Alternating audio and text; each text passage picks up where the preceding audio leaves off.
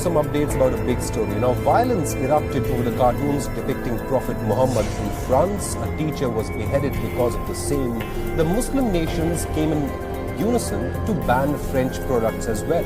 But the burning question is, will they question China in a similar manner? Will Imran Khan and Erdogan question China and seek boycott of Chinese products? The question arises because a Chinese TV series telecast on Chinese state-controlled broadcaster CCTV has used a portrait depicting the Prophet Muhammad. Arslan Hidayat, a Uyghur rights activist, took to Twitter to share a video of a Chinese TV series that depicts a scene of an Arab ambassador visiting China. During the rule of the Tang dynasty, the Arab ambassador can be seen gifting a portrait, and that portrait depicts the Prophet Muhammad. And the Arab ambassador gifted the said portrait to the then Chinese emperor, according to this television series. In the video that has gone viral on the internet, there is an image of Prophet Muhammad. The series is called The Carol of Zhenguan. The video shared by Hidayat has now opened up a can of worms. It has ignited a series and a serious debate on whether the depiction of Prophet Muhammad in the past was really blasphemous. With this particular Chinese TV scene becoming viral on the internet, various social media users are now pointing out that depiction of portraits of Prophet Muhammad was not forbidden in the past. Pakistan Prime Minister Imran Khan has written a letter to leaders of Muslim states to act collectively to counter the growing Islamophobia, alleged Islamophobia in non-Muslim states, especially in Europe. Meanwhile, Erdogan, Turkish president, has also come out and blasted France and its president Emmanuel Macron. Erdogan has also said that Emmanuel Macron needs a mental check after the French president defended freedom of speech and the right of satirical magazine Charlie Hebdo to publish cartoons that allegedly depicted Prophet Muhammad. Now, this is a big development happening, and joining us on this broadcast is Uyghur rights activist Arslan Hidayat, who joins us from Bahrain. Now, Arslan, you brought this issue to light, and your post has in fact gone viral on social media. Tell us about this Chinese TV series. Now, once again for our viewers, we must explain that this is a Chinese state-controlled broadcaster, CCTV, in which this portrait actually depicts the portrait of Prophet Muhammad. Arslan, over to you. It's not just disrespectful to have and blasphemous to have a portrait of the Prophet Muhammad, peace and blessings be upon him, but according to the speech, what's coming out of their mouths is when the Arab ambassador does hand over the portrait, he describes the Prophet Muhammad as the God of the Muslims. And anyone with an ounce of knowledge about Islam knows that the Muslims' God is Allah, and Muhammad is the Prophet of Allah. He's the prophet, he's not divine in any way. That's one. This, and again, CCTV is state-run. This is a clear, not just attack, but, besides the Uyghur Muslims, there are millions of Hui Muslims as well. So to purposely and very in a disrespectful way portray this for millions of people to see is very disrespectful.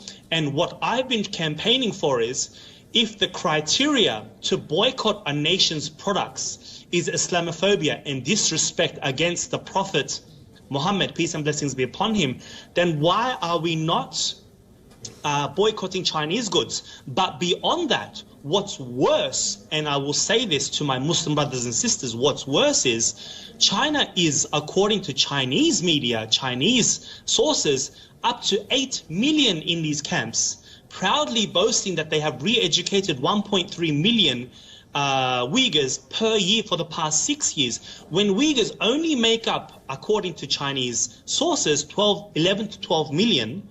8 million people in camps, that's almost everybody. And we don't hear anything from a country that's bordering China, Pakistan. We don't hear anything. We don't hear anything from the Turkish president.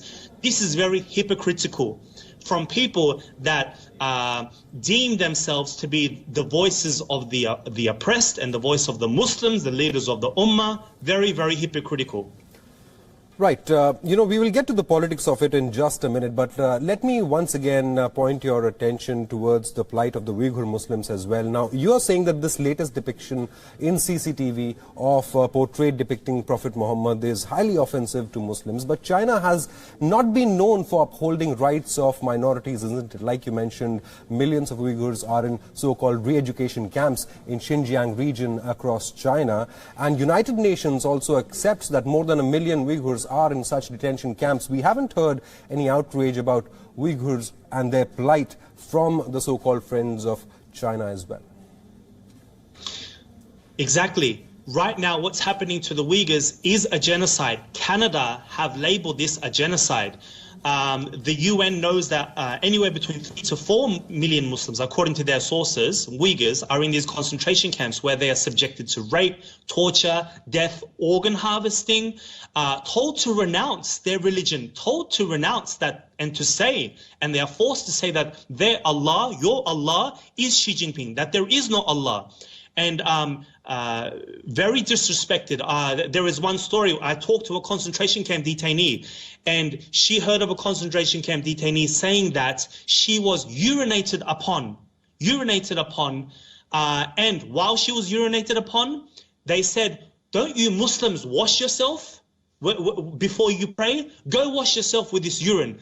Now, the wudu and the washing before the prayer is taught by the Prophet Muhammad himself. Is this not Islamophobia? Is this not disrespect? Right, Arslan, I wanted to ask you, how is this depiction of the Prophet in this Chinese TV program different from the Charlie Hebdo incident? And if it is similar, then can we expect similar outrage against China?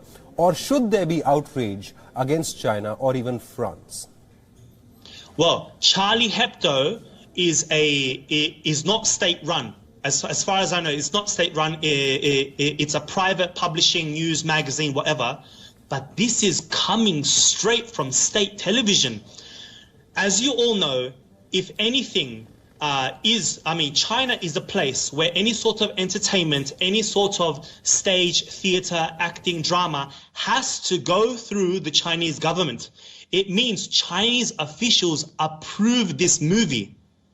If this television series was not approved by Chinese politicians, Chinese officials, it wouldn't have got on air. Right. So, Emmanuel Macron was targeted by Erdogan. Erdogan said Emmanuel Macron needs a mental checkup. Imran Khan has shot off letter to the Muslim world, Islamic world, seeking a boycott and, saying that the Western world, especially Europe, has now become a hotbed of Islamophobia. Should there be a similar boycott of China by Muslim nations now?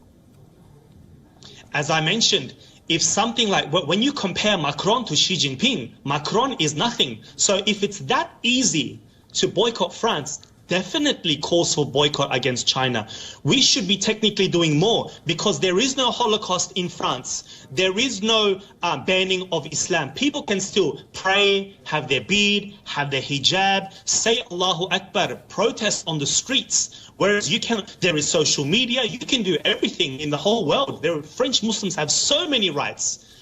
Please forgive me. So we should be doing 10 times. Are you alleging that Imran Khan and Erdogan are being opportunistic here? Definitely.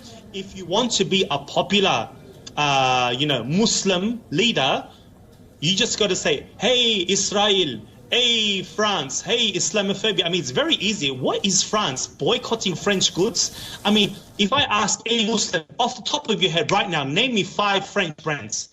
Couldn't do it. I mean, unless you're very rich, what? You're going to boycott Dior perfumes? You're going to boycott your Lacoste bags?